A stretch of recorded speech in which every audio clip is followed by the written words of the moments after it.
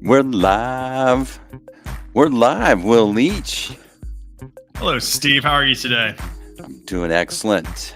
Walking the ducks here. Hey, everybody, it's the Mindstate Marketing Hour with Will Leach, our favorite scientist. He's written a book. We talk about it. Today's topic, should you change your business direction? Here are the top signs it's time to try something new. Will, what's going on? You going through a midlife crisis? I went through a quarter life crisis. Did we talk about that? Where I grew my beard out when I was like 30. I have not gone through a midlife crisis. But it's always a good time, Steve, to talk about change. When should we change? All that stuff. No midlife crisis yet. Not yet. I'm still a young man. He's a young man, folks. He's not there in the midlife crisis yet. I may have had one myself. But this is the Mind State Marketing Hour, where we learn how to use science to connect with your clients from our favorite scientist, Will Leach. He's written a book with a new look, Marketing to Mind States. Look at the hands, the little happy hands. What do they call them? Jazz hands with the is he conducting? Yep, he's a magician. He's a conductor. Either way. So Will, how are things going? It's been a couple of weeks since you and I connected. It has. Things are okay here. We've had a turn of great weather here in Dallas. I'm not sure about you, but we were real hot about 2 weeks ago in the hundreds, or at least 100, I think. And now we're back into the 70s, but it's going back up. So summer is quickly approaching, but we still got a few days of spring and doing a little bit of travel. I've been at a couple conferences. I was at a conference last week. I was at another conference the week before. So speaking engagements are going up. Clients are out there talking about behavioral science, and that is a good thing for us. Well, awesome sauce. So today's topic, should you change your business direction? Here are the top signs. It's time to try something new. That sounds like danger. It's easier just to stick to the way we've always done things. Well, that's what it feels. I think from an evolutionary psychology perspective, it feels good to not change. It feels good to not want to, do things. But I will tell you that there are times in your business where change is needed, whether you like it or not. And if you do not change, then there are some real repercussions. And you probably know a lot about that out there if you've been listening and you've been along for the ride. When we went through COVID, a lot of change in businesses happened after COVID. And if you didn't change and you're successful, you're one of the few lucky ones, because most companies that didn't change are no longer with us. So there are certain times you have to change, Steve, even if you don't like it. Get out of your cheese. What is it? Who Moved My Cheese? You ever read that book? Who's Moved My Cheese? Yeah, we had to do that. I remember watching this movie about Peter the Great, and there was this one scene where he was standing there yelling at the boyars or whoever the guys that he had to argue with, and he's standing there and the fire's burning in the palace or something, and he's I'm going to drag you into the future whether you like it or not. That's hopefully the way. It's not that, yes, geez. That's the way it's that level of change felt. Yeah. That's the way it's felt in the past couple of years. It's like you're being dragged into the future, you're being swept along for sure, whether you like it or not. It is. And I was being very honest, where biologically, and I think, just as a species, we don't like change because there's safety in things that are, that feel trusted and the same. Because when you change, there comes an opportunity to fail. So we don't like change. There's lots of great consultants out there who focus on change management, billions of dollars, I'm sure, have put on it. And like I said, that book, Who Moved My Cheese, is one of the simplest books to read, but it's used in corporations all over the world. Why? Because so many people fear change. But sometimes you're going to need to do pivots. You're going to need to do a pivot on your business. But sometimes you don't know when. What's kind of a temporary thing or something that you should really change, a factor out there that's making you change. And so I came up with 4 things that I've learned myself on when I think it's time to make a change. At least this is when I made changes in my business. So when we have these topics that you pick for these conversations, Will, there's a backstory to it. Mhm. I guess this is something maybe you've been wrestling with. You wanna confess? You wanna share? Yeah, You wanna jeez. be vulnerable? I know. You know what? I will talk about. Well, there is. We are going through change right now in our business right now. I'll talk a little bit about that in my fourth point. But yeah, we're always evolving. But there's some new things that are happening because of changes in the marketplace, changes in technology, where there's big opportunities. And because of that, with some other factors that are happening to me, maybe personally, it's like, you know what? Maybe this is a time to take us a pivot, a new direction. So we will talk about that in our. So stay tuned in our fourth bullet point here. We're going to talk a little bit about what's happening with my business and why I think it is time for a slight pivot. All right. So we're always adapting, but sometimes you need to like not just make a little adjustment. You need to just kind of break things down and rebuild them up. Yeah, that's right. I think that we're constantly adjusting. I think if you're in business, if you're a brand out there, if you have your own business, you're always constantly adjusting to feedback. You read a book, you learn about it. There's all sorts of adjustments. What I mean here, there's sometimes complete pivots that are needed. And if you're lucky not enough to not have to ever have pivoted, good for you. But most companies, have to make these pretty dramatic pivots based upon maybe personal circumstances or financial circumstances or whatever. And so what I want to talk about today are those big pivots, not the small little minute changes that you can make, these small changes, but something where you're really thinking about the business totally differently and you're going to invest in that, or you're going to pull back investment in something that's maybe not working. When I'm thinking about the pivots that I've made in my past, it's like Yeah. first I have to go through this evaluation or this audit process to where am I giving up? Have I stuck to this enough? I'm questioning my commitment to the previous direction I had chosen to go. And then am I just like pouting? Am I throwing a fit? Is that why I'm changing things? I go to those conversations internally. I know. And I don't have an answer to this. When in your experience have you said, you know what? No, I have given it long enough and it's time to change? Like, what are some of those points? Like, how do you know? Or do you ever know?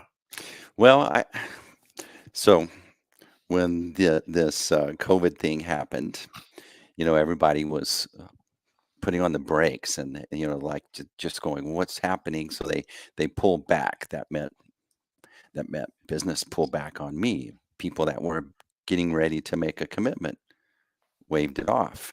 And so then it was a matter of, oh, I need to survive for a bit. Then after kind of survived, then it was like, all right, time to get back to the way we were. And worked hard on getting back. And then one day the light bulb went on. It's like, hey, you're working to get back to the way it was, but have you noticed we're not going back to the way it was, right? And Yeah. then it was like, oh my gosh, now I need to pivot. But where? Mhm. That's where I was convinced is like I really worked hard. Yeah. It's not like I didn't know what I was doing. It worked in the past. Mhm. I hadn't changed. It's like all of a sudden I was just stupid. Mhm. No. Yeah. So then why was it not getting back? And that's when I realized, no matter how hard I was trying, my customers had changed. The market had changed. Mhm. Expectations had changed. I Yeah, that's what I needed was to asking. When change. was that? When was that time? Do you remember? Like was it? When the point is like, wait a minute, I'm back to normal. I'm back to where I was, but maybe this is it's no longer going to work. Do you remember Yeah, that moment? well, it was about probably a year. I really worked hard to. Yeah. It's like it took us. You do self-evaluation. What did am I doing something wrong? What Mhm. do I need to tighten up? What do I need to improve? Work on those. Sell it to the team. Keep being um, diligent. Right. Mhm. Reach out to folks. Let's do some free work if we have to. Right. Yep. And then it was like after a little bit, what's wrong here? Mhm. And then that's when I knew I needed to really like get my radar on and figure out where I'm going next. Yep. That sounds like my very first bullet point then, that I have. Oh yeah. But that's what happened to me. I'm going to tell my COVID story as well. Right.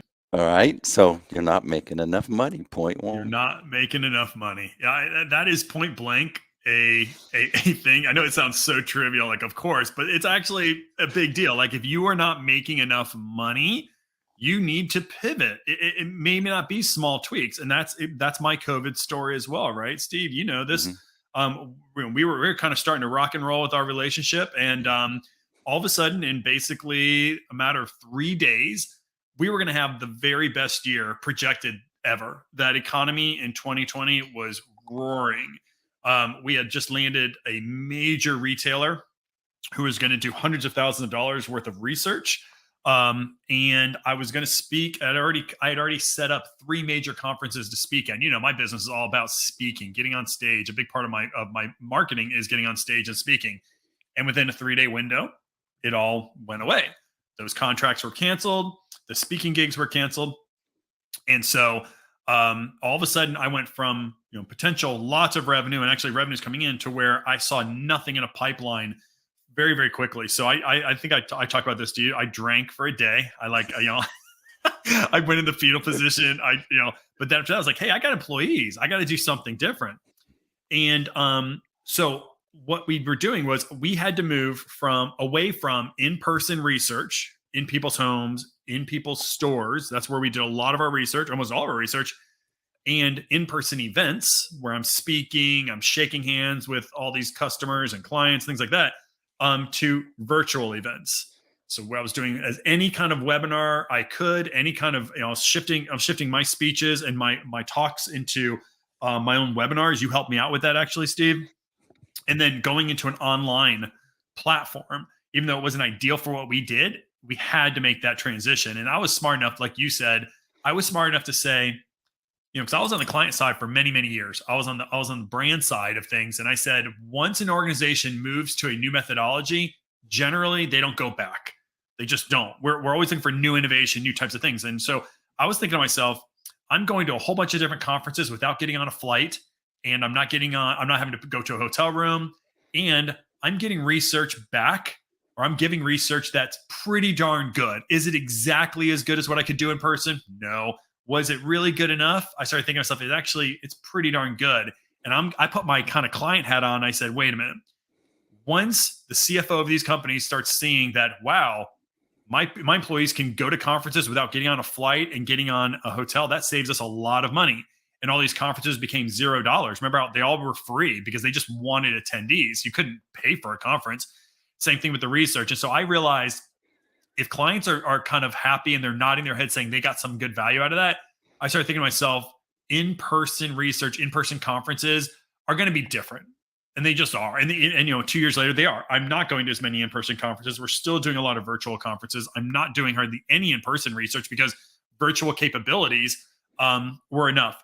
So if I'm honest, I didn't pivot fast enough because I wanted that old time. I'm a big believer in being in context in somebody's home, talking to people in their homes, talking to people while they're shopping. And so I didn't pivot fast enough, and my business suffered because of that. It took me a couple of months actually to say, okay, we're going to try to shift to virtual. And now that we're doing it, that's almost 100% of our business now. It's actually really good research.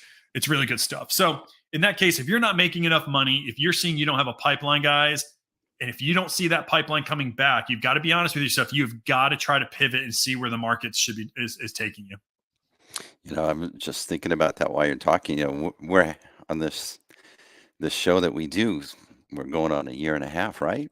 Yeah, that's right. So one of my pivots that I decided is like, used to be that my team would take care of most of the work, the delivery work for the clients. And so one of my things was, maybe I need to figure out something that I can offer that's unique to me, to my clients, and start working with them as well. Let's keep the ones that are hanging around. Mhm. Let's let's let's pivot. Let's do something different. And one of the ideas that I wanted to do is like, I need my clients in their journey to thought leadership to become more of a really regular thought leader. So why not produce them and do a live stream like this? And so that's what you and I started doing. You remember how you felt when I first brought up the idea? I tried to ignore it. I looked away. I ignored those emails. Yeah, I was. I didn't think it made any sense at all. But that A lot was of work. It typical. felt like a lot of work. It was gonna be a lot of work on me, and I was like, maybe it's okay, but who wants to listen to us? Who are Hmm. we? All those Hmm. types of things. Sure. But that's the same thought that went through all my others' heads as well. But Yep. here we are, and it's been something that has been very positive. Yep. It's helped me explore a new area of being really impactful in our clients' lives, Mhm. and it helped you grow professionally as well. Yep. Truthfully. Yep. Very much so. Very much so. All right, so it brings us. Actually, that's a great segue. Your customers aren't happy. That's right. So this takes a little bit of work because you oftentimes won't know if your customers aren't happy because customers aren't great at giving back feedback. They just quit replying to emails, or you start seeing your repeat business get slower and slower. So let me tell you a time where we made a major pivot. And it was when one of my major clients weren't happy, and they didn't come out and say they weren't happy because that's not what clients do. Nobody comes back to you and email says, "I no longer like you." But this was a very large financial services company, and we've been doing work with them for about 4 years. In fact, at one point, they're 70% of my business. So if that's not a good place to be. Have one client at 70% of your business, but we loved them. We had a great relationship, and the head of insights there was going to go off and get a PhD, I think, or she went off. She wanted to go off and work on a degree. So she pulled me aside. I was there doing a project, and she said, "Hey, Will, I got to talk to you about this stuff." She goes, "I'm about to leave, so I want to give you some honest feedback." I was like, "Okay, this is awesome. I always love feedback, good or bad, especially bad." And what she said was, "She goes, we love your stuff. We love the insights. We love your teams, but we cannot wait 6 to 8 weeks for research anymore. We don't have those types of luxuries in corporate world. So one of my research projects oftentimes would take 4, 6, maybe 8 weeks to do because we're in people's homes, we're in people's work, we're in their environments, we have to recruit these things, etc." So she told me was we need to be able to do a project now within 5 days. And the first thing you do is like, well, then we're not right. We're not right for you. Like, oh, we're not right for you. But that's not who we are. So you could push back on that. But what I did was I took that and I said, if they're feeling this way, how many of my other clients are feeling the exact same way? But they just haven't given me the gift of feedback. So what we did was we went, this was probably, this wasn't too long. It was a couple of years ago, but we went and I said, okay, so what I currently do right now is I use my brain, my noggin, to look at what people say to identify these mind states. And then with these mind states, I can go tell, my clients how to better market to them, through their subconscious. And we do that through me looking at thousands and thousands of sentences, right? And I just read Mm. what they say, and I look for words and patterns in words, and that's how I do it. Well, very quickly, I had a friend of mine say, "Well, if you can do that, why can't technology do that?" And this person introduced me to artificial intelligence, and so what we did was I created a methodology very, very quickly, in fact, to take all these transcripts, hours of people's conversations, and run them through a model to where it could look for these patterns. The same thing I was doing, where if I did 20 hours worth of research or 20 hours worth of interviews, that meant I had another 20 hours to read 20 hours worth of transcripts. Now it could take those 20 hours and it could process that information in about 5 seconds, 4 seconds. Was it as good as me? Actually, surprisingly, it was pretty good, Steve. And like technology, it was pretty darn good. Like, in fact, some of the stuff that I saw was like, I don't think I would have said that. But when I looked at it, I'm like, actually, the model did a really good job. My point being is, I had to pivot to an artificial intelligence methodology because my biggest, happiest customer was telling me it's time to change. Mhm. And because of that, that technology has taken off into my research world, and it provides me a tool to give people when they don't have 4 weeks, they don't have 6 weeks. Sometimes we still do those 6 to 8 week projects when we really need some really unique things. But artificial intelligence allowed me to keep my customer happy. And so that's a great example for me, anyways, of me pivoting away from my current methodology, which was in person and kind of in people's homes, um, to using digital platforms to collect people's stories and then running them through an artificial intelligence model to identify the mind state, and out came a report. Yeah, I was just relating with your thing there. Uh, with ours, we would bring them on and go through this methodology to really dial in their messaging via the story brand framework, right? And then Yep. then several months later, be able to implement that and begin campaigns. And it's a long game. But, one of the insights that we've recognized is that we need to quickly implement some technology and get the calendar busy for these folks, right? Mm. And so that's one of the things that we've had to pivot as a team. From this, we've always done this methodology first. It's a fundamental, it's a core part of our culture. But in the meantime, we need some technology quickly keeping our client busy and happy while Yeah. we're getting to work out these other aspects. So, yeah, relating there. How did you realize that? Did you have like a major client like I had that came and told you, or was it just intuition? Well, yes, there was a common pattern in pre-engagement questions, and then later kind of feedback on exits, or maybe 6 months into noticing that needing to make sure we recalibrate, resell, reset proper expectations, Yeah. and we're being honest, we're being upfront about this is a long game, but the client was still like going, I understand long game, but I need some wins now, Yeah.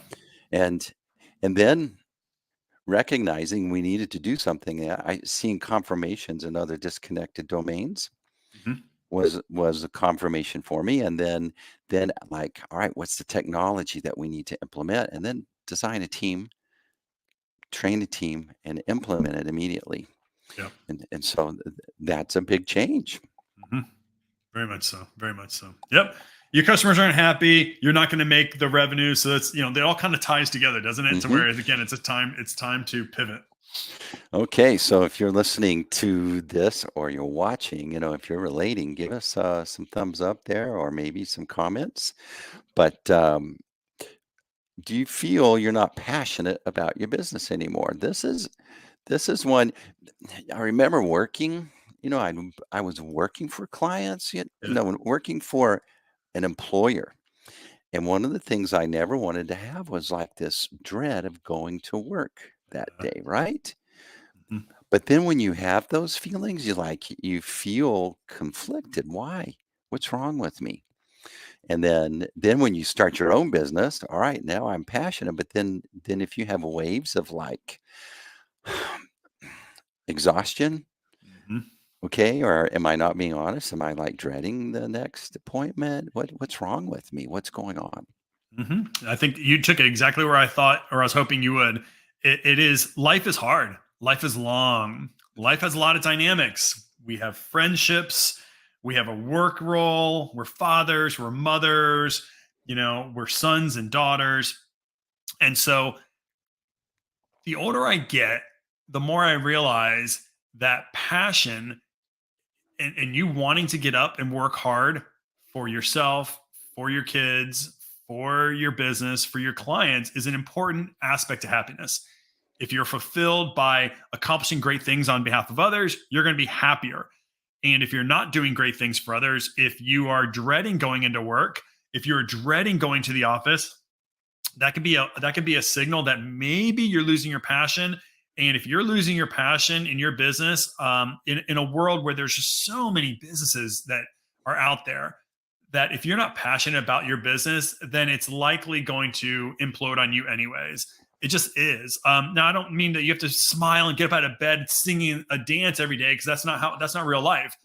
But I always often get asked, what do you think is the best, quality that makes your business, successful? And almost all the time, I say it's my passion. Like, I may not understand something, but I'm passionate enough about questions that I'll go figure it out. And so here's an example of when I pivoted. So when I first started Trigger Point, I'm going to say about 2 years in, I noticed that my customers wanted me to do the design work after we did a piece of research. So I would go do a piece of research. I would then create a blueprint on how to develop better marketing. And then I was being asked, hey, can you show us what that looks like? In fact, what happened was one of our biggest clients actually said that their in-house creative team was too busy. And did we have the creative team to do the work? Because I called myself Trigger Point a behavioral research agency. You know Mm, why I use the word agency, Steve? mm-mm. It's because I thought consultant sounded too pretentious. So I called myself an agency. My client thought that meant I was an ad agency. And so when she said, could I do it? We were young in our business. We're only 2 years in. I said, of course we can. It's a big client. Of course we can do that. And then I went out and I found some freelance art director, freelance copywriter, and we did it. It was really exciting. In fact, it was really, really exciting to do this work. And it was well. They used our work. I mean, we actually had direct mail kits that we designed get sent out to millions of potential customers, which is really cool. And then we started offering that same service, agency service, to many more clients. And after about a year, I noticed that I didn't like that world, the agency world. And here's when it really hit me. I was at a client one time and we're doing a workshop. And so on day one of the workshop, we're going to present research. On day two, we're going to present out our ad ideas. Now, we were never saying that we wanted to be an ad agency, but if you need an ad agency, we'll help you. So in this workshop, day one, we're not even showing our designs yet. And during a break, all of a sudden, I'll never forget, this team of people came in. It's almost like a movie, Steve. Remember, like in the movies where these people with business suits walk in, they all look just so dapper, and it's led by this tall, blonde, looks like Thor looking guy, perfect suit. He's got manicured nails, And he comes and goes, "Hey, my name," I can't remember, and he comes into our thing, and very quickly he's, "Oh, this is the executive vice president of huge advertising agency. And we're just here to see what's going on, and we're going to be part of your presentation tomorrow," which they were never invited the way I understood it. But here's what I found out later on. They sniffed or they heard that there's some kind of small company out there that's working with their core brand and going to present out creative.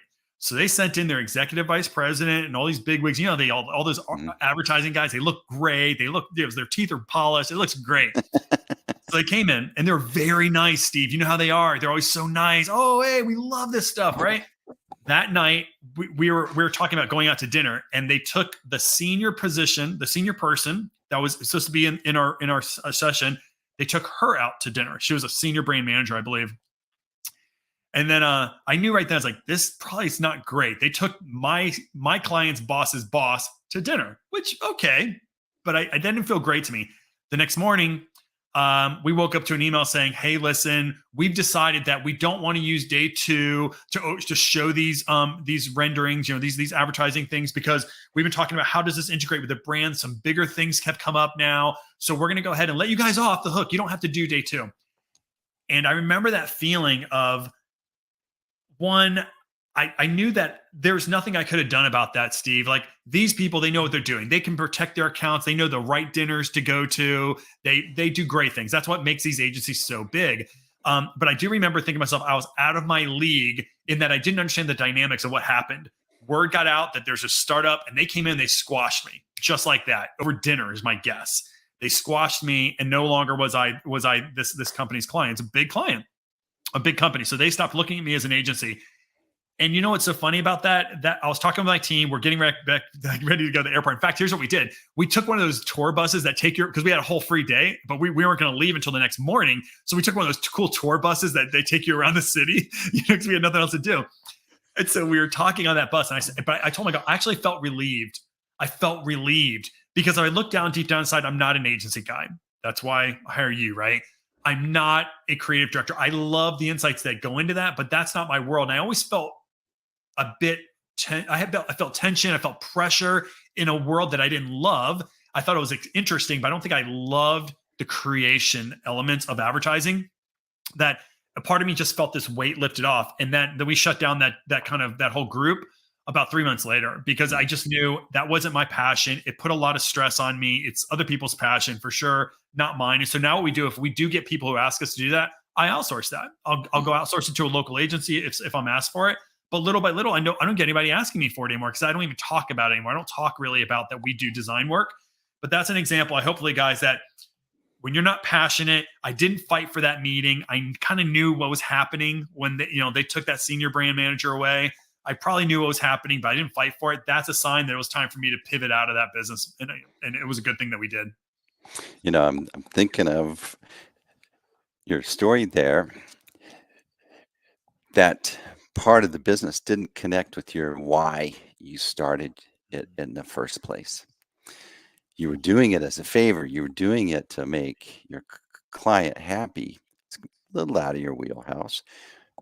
You have the chops to set up a very good agency, but it's not what you started. And it doesn't, you would have done that if that really resonated with the why will the scientist Yeah. writes a book, right? Mhm.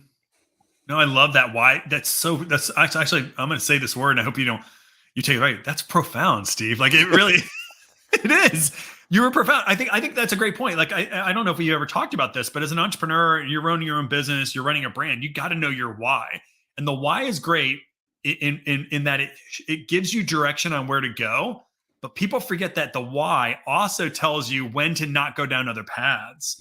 Mhm. When I first started my company, one of the biggest points of advice I got was the hardest thing to do is not, finding clients or finding projects. The hardest thing to do when you first start is not taking projects. Projects make no sense for you to do, but you're so scared you need money. And I remember Mhm. thinking back when that person said that, but he was absolutely right. And by year 2, I was like, wow, you get so many opportunities for different things. People want to work with you and they want to partner with you and everything else. And if you don't have a strong why, then you take on those opportunities because you don't have a clear North Star. And when you don't have that clear North Star, you get into designing agencies and you have to get manicures all of a sudden. And you have to Polish your teeth and yeah, you have to polish my teeth. I had to go wear suits and stuff like that. So yeah, you're right. It didn't fit my why. And I don't think I knew that at the time until you just said that. yeah, that's, when we lose our passion about something, passion, as I think it's really misunderstood. Follow your passion and you'll be successful. Well, I think you got to resonate with your why, but your why doesn't become obvious until you go and march through the muddy forest a little bit. Mhm. Because in that march, you're going to experience failure. Oh yeah. But the thing becomes fulfilling is that you overcome some aspect of a challenge. And why did I persevere through it when I could have Could given have up? given up. And it was because there was this why that kept feeding your energy to overcome this thing that just wasn't easy. That's a great. I'm sure you. That's a great with the book, right? There's a great example. You and both and I are both writers, right? Hey, Hmm. Michael. And there were many times we could have quit because both. I'm sure that your publisher told you the same thing it told me, right? Was that chances are you're not going to make a lot of money on this book. Like they're honest. They're like you're not going Hmm. to become the next you know I don't know some of these crazy authors, Stephen Yeah. King or something. That's the one they used on me. Yeah. So there's a lot of times you could have turned around and said no, but there's something passionate about you that Hmm. you wanted to get your message out, and it made you overcome barrier hurdles and waking up at 7 a.m. to type until 10 or whatever those things were you were doing. You're right. It was that why, that internal why. Yeah. It's helpful. I like Michael's comment here. Or why are our values, and it can be a helpful GPS. GPS Mhm. is a great way to think about it. Yeah, you think about, well, Steve, you're going to write this book, and you're going to be naked in front of everybody, and people are going to, either they're going to have feedback on your book. Why Mhm. are you risking hearing people comment and about Yeah. something that's very personal to you, so much so that you write it down and you push it out into the world, Mhm. and people can think, man, this is crap, right? Yeah. And And they'll some let you do. know too. They let you know. or or to be like, gosh, I love that you wrote this. Thank you for writing that, right? There's something at risk there. And it has to do with your why, Mhm. is why you're willing to put that out there. I agree. I agree. So you don't have time for your business is number 4. This Yeah. is So yeah, if we're talking about moments where you think it's time to pivot, this example of hopefully some entrepreneurs out there can identify with this. This is a characteristic of me. I do this a lot. When I get interested in something new, I go take it on. I add it to my plate. I add it to my plate. So if you guys don't know this about me, I have lots of different kind of businesses. If you think about it, I have Trigger Point, which is a marketing research company, which is the start of my entire entrepreneurial career. And then I also have a company called Mindstate Group, which is a training company. So we have videos and we have different programs to train people how to apply Mindstate marketing in their business. Well, then I'm also an author, right? So I sell books. I go to conferences about this stuff. I speak all over the world on this stuff. I also teach, that. So I'm teaching at Texas A&M University, and I teach at SMU down the road here in Dallas. So I take on these things. And then the latest one that I'm getting into, and we talked a little bit about it, was this idea of wrapping technology around the mind state model to make mind states more kind of accessible for researchers as well as content creators. So, in my book, I talk about how do you uncover these subconscious factors that you can use to make better marketing. And it was from a conversation I had with somebody who went through my program. They said, Will, I love this stuff. I love applying Mindstate Marketing to, they're an agency, to our creative, but we push out 50 posts a day just for one client, How do I integrate this methodology and this philosophy across 100 different employees to where it's always embedded into there? And I said something very superficial, like, well, it just has to be part of your culture. And looking back, that's probably a bit embarrassing, right? How do you know how it is? How do you get your culture, all 100 people who come and go, and they have their own priorities and their own wants and their values and beliefs? How do you really integrate Mindstate Marketing? Well, maybe it's a technology solution as opposed to a cultural solution. So I'm now getting involved with artificial intelligence and wrapping it with natural language generation to where we can take mind states and apply it through technology to where you can hit a button and the words will come out for you. So that is a whole new area of business. And I think it's a big idea.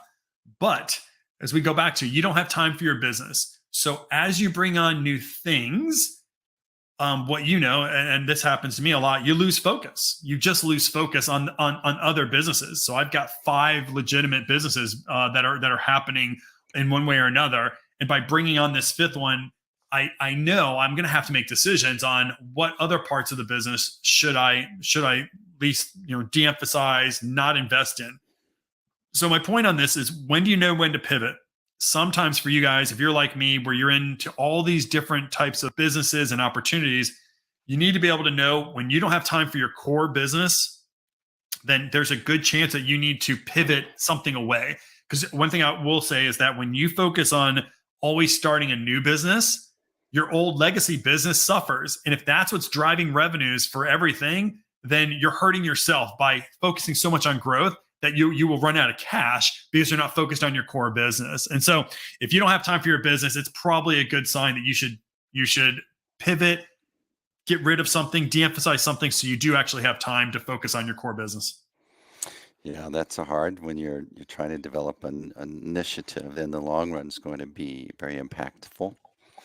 But again, it's as a leader of a business, we're in charge of directing resources that we have available, and they're finite. Mm-hmm. We're just a small 1-man show, 2-man show, 20-man show, whatever. 20 people show, but we don't have the luxury of unlimited resources, and so therefore, the ones that you do focus on, they need to come back to your why. I really believe, and I think that helps you with your pivot conversation. It does. So if you guys, if you're listening out there, if you took all these, you notice how they all actually kind of come together. And, if you're not passionate about your job or your company, if your customers aren't happy, if you're focused on too many initiatives and not in your core business, then you're not going to make enough money. So these all kind of work together, right? So the idea here is that these are 4 things that I'm going through or have gone through that I made these big pivots. Those pivots have sometimes worked on my behalf. Sometimes they haven't. I think most of them have worked on my behalf, but it's important to know when the time is right to reflect on your business and make a big change. Because if you don't, then some really bad consequences can happen. So, Will, we're at the end of our conversation here. I've enjoyed it. I love this conversation. This is something that everybody wrestles with, and it's like you don't have a lot of people to go to and talk about it. Mm-hmm.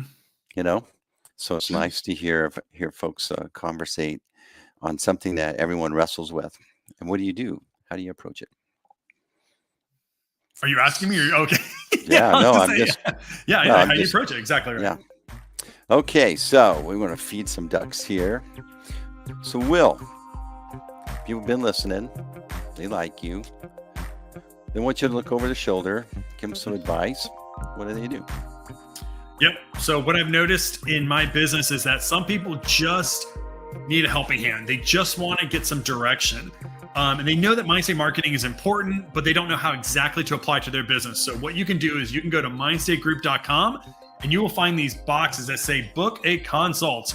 And if you want to book a free consult with me, you and I will sit down for 30 minutes.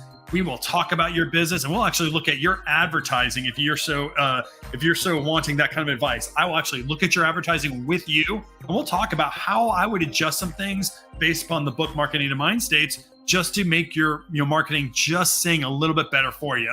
So if you want kind of somebody with you, in the trenches with you, looking at and optimizing marketing, go to mindstategroup.com and you can schedule a free consult with me. Speaking of Will's book, if you haven't read this book, go get it. Marketing Mind States. People approach decisions every day and they tee up in a state of mind. If you're not aware of what that state of mind is that folks consider your solution, then your messaging is missing the mark. It's falling short. It's a one size fits all. How cool would it be if you could actually make it resonate better with the folks that have a certain state of mind when they consider your product or solution? So get the book, Marketing in Mind States. It's in all the stores, right? Can you get it in Target? Target.com, I bet you can. Yeah. Listen, all that stuff on the bookshelf. I once had a very famous author tell me that's all just for vanity purposes. Like, you don't make any money when they're on the shelf. Like, I used to go in the airport, Steve, and I'd look for my book. And I was like, and one time I had somebody say, if you want your book in the airport, here's what you do. And I asked my author friend, he's like, Will, it's all vanity. There's no margin in books in the bookstore. So he made me feel better about it. So I'm like, good, I'm not going to do it. Well, we don't write the book to make money off the book. We write the book to make relationships that come from the folks that read the book and appreciate what you're talking about. You got that right. All right. So here we go. Let's see if I can do this using the technology that I adopted when I needed to pivot. Here we go. It's called the Mindstate Marketing Outro. Hey, be sure to listen to our stuff on a podcast, any of the podcast channels you love. Subscribe to the Mindstate Marketing Hour. And if you like to watch it, watch on YouTube. So Mindstate channel, we've got our videos there. So there was this movie with Peter Sellers and it was called the Gardener, I think is what it's called. And the only comment he would usually say is, I like to watch. And so I thought about that when I said, if you like to watch, my mind went to that movie. It's a really funny movie, Peter Sellers, The Gardener. All right. I haven't heard that name in a while. All right. Well, any last comment before we hop off? No comments. I'll see you guys in about 2 weeks. We're doing this show for 2 weeks for a little bit of the summer, but we'll be back. Oh, and I think pretty soon we're going to have a guest. Guest going to be talking to us here really soon named Brooke Tully. So I'm looking forward to introducing you all to Brooke Tully and her movement. I'll just leave it at that. She's creating a movement. Awesome. Exciting. All right, folks. Thanks for listening. Thanks for watching. Thanks for commenting. We'll see you next time on the Mindstate Marketing Hour.